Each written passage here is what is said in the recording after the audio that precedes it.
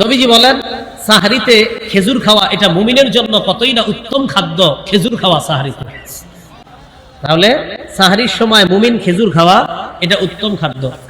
এমনিও প্রতিদিন সকালবেলা 7টা খেজুর খাওয়ার চেষ্টা করবেন। এমনি নরমালি প্রতিদিন 7টা খেজুর খাবেন সকালে, যদি পারেন আজওয়া খেজুর 7টা খাবেন সকালে।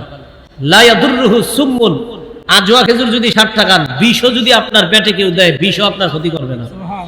আবার আপনি খায়েন না বিষ, মানে এটা একটা গুরুত্ব বুঝাইলো হাদিসের মধ্যে। আপনি খেজুর 7টা খায়া আবার বিষ খায়েন না। সাহরিতে কি খাবো আমরা? সব খাবারের পাশাপাশি খেজুর খাবো। খাবো তো ইনশাআল্লাহ? আল্লাহ তৌফিক দান করেন। হাদিসে আসছে ইন্নাল্লাহা ওয়া মালাইকাতাহু ইউসাল্লুনা আলাল মুতাসাহহিরিন, যারা সাহরি খায় তাদের উপর আল্লাহ রহমত নাজিল করেন। ফেরেশতারা তাদের জন্য আল্লাহর কাছে দোয়া করে, আল্লাহ যারা সাহরি খাইতে এখন সাহরি খাবে তাদেরকে আপনি মাফ করেন, তাদেরকে মাফ করেন, তাদেরকে মাফ করেন।